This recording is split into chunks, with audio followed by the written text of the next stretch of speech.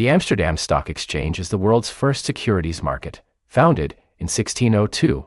Today, more than 400 years later, this bright chapter in financial history remains crucial for individual investors interested in learning more about the inner workings of financial markets.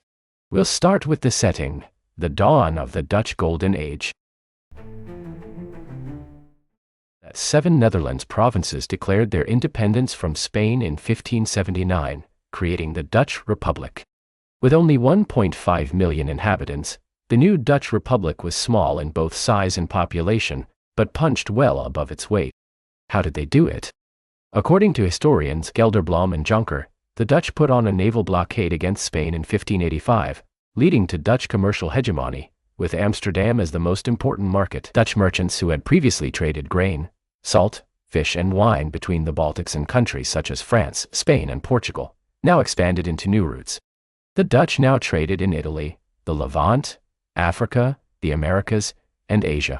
They also started trading more valuable items, such as luxury textiles, sugar, metals, jewelry, weapons, spices, and manufactured goods. In sum, by the early 1600s, the Dutch Republic had emerged as Europe's leading economy. The wealth generated by trade and industry was reflected in Dutch art, as Golden Age paintings display prosperity as well as openness to secular styles and subject matters. Historians Gelderblom and Jonker explain that the Dutch merchants used to the Baltic trade saw their ships completing 2 to 3 round trips per year.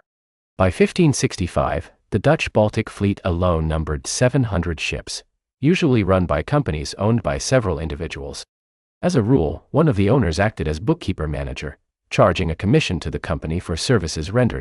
Such companies were temporary partnerships that usually settled accounts after each trip, as the owners shared profits or losses in proportion to their stake. Whereas this worked well for Baltic routes, the new Atlantic routes in the early 1600s were different. One round trip to Italy or Africa could take 12 months. And ship fitting costs were much higher. Ships to Italy or Africa needed to carry heavy armament, unlike ships to the Baltics. How did the Dutch merchants pay for this? According to Gelderblom and Jonker, the two principal funding sources for the Atlantic trade were reinvested profits and wider partnerships. At about 25,000 guilders per ship, the outlay was not astronomical, well within the means of temporary partnerships. In the 1590s, an average of 12 Dutch ships a year sailed for Italy. The African and Caribbean trade started slower, but both attracted at least 20 ships a year by 1600. As the African trade grew, it spawned larger partnerships running more than just a single ship. Eventually, this led to the establishment of more permanent companies selling equity shares. This financial innovation enabled the Dutch commercial hegemony in the Atlantic trade. If the Atlantic trade set a higher bar for financing, capital needs for the Asian trade were even higher. Gelderblom and Jonker explain that, from 1595 on, Dutch trips to Asia increased capital requirements for 3 reasons. First, fitting costs rose to 100,000 guilders per ship, beyond the means of the traditional partnerships of a few individuals. Second, the distance and time involved multiplied risk, as more than 20% of ships sent out to Asia were lost.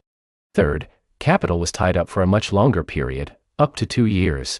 This pattern of trade with Asia led to a merger of the various pioneer companies into the Dutch East India Company in 1602. According to historian Lodewijk Petrum, the Dutch Republic granted the VOC its charter in March 1602, inviting the inhabitants of the United Provinces to subscribe to the capital stock of the new company. The company's registers were open for subscriptions in 6 different cities. This was the world's first IPO, and it was a big success, raising 6.4 million guilder, the equivalent of 100 million euros today. In Amsterdam, more than 1,000 individuals signed up for 57% of the stock. The subscription book confirmed that VOC shares could be traded.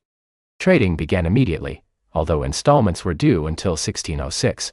Thus, VOC investors bought on margin.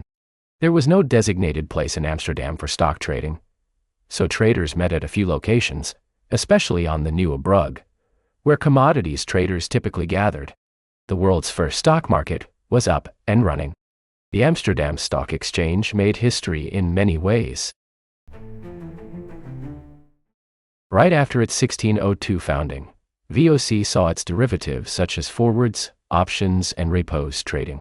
In 1609, history's first recorded bear raid was attempted by Flemish trader Isaac Lemaire, who drew from insider information to short-sell VOC. Whereas this ended in failure, Dutch authorities declared a ban on short selling, which traders ignored. In 1610, VOC shareholders started collecting dividends. Shareholders who collected all dividends in kind received a total of 162% of the face value of their shares. In 1611, as trading volume grew, the Amsterdam Stock Exchange moved into a dedicated building, shown here. By then, it did not trade VOC only. It also traded commodities, currencies, maritime insurance, and other derivatives.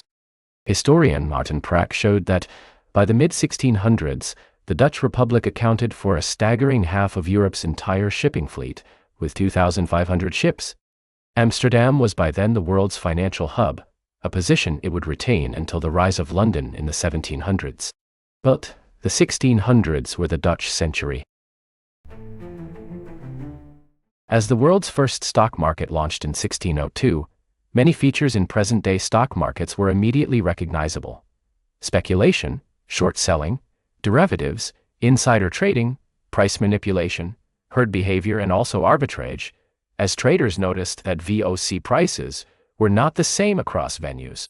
In 1688, the Portuguese merchant and Amsterdam resident Joseph de la Vega published a classic book, in which he describes in vivid detail how trading and price action was heavily influenced by market psychology in Amsterdam. Readers are left with the impression that the nature of financial markets has not changed much, since as human nature has not changed either. The verified sources we learned from to produce this video are listed here, and we encourage our curious viewers to dig deeper for themselves. What do these sources tell us altogether? First, there is little doubt that Amsterdam was the world's first stock market. Whereas VOC stock traded in other Dutch cities, Amsterdam was the only market that evolved into a thriving securities market with a range of financial services. Second, whereas VOC stock was issued to solve the business problem in the long-range Asian trading routes, the unintended consequence was the emergence of a new profession, the financial speculator, someone not looking for long-term investment returns, but for short-term gain. This was perhaps not unnatural to Dutch merchants. If they had built a business trading physical commodities across continents, why not build another business trading financial instruments in Amsterdam? Finally, a note. Whereas the VOC did enable much wealth as well as the Dutch hegemony in the 1600s, it was deeply involved with colonialism, the exploitation of native peoples, slavery, and environmental degradation from the start. The main takeaway for today's individual investors concerns an age-old question. In stock markets, what is the difference between investors and traders? There are many ways to unpack the differences, but we'll focus on what they have in common. First, market outcomes are uncertain for all. Beware of so-called sure stocks, as there aren't any. From this angle, both investors and traders are speculators. Second, stock markets are home to both investors and traders, but, unlike boxing, there is no weight class. The moment the bell rings, be prepared. Regardless of whether you label yourself an investor, trader, or just someone saving for the future. Thank you for watching. If you'd like to learn more financial history from verified sources, subscribe to our channel and join our community of individual investors who strive to learn from the misfortunes of others to avoid similar fates.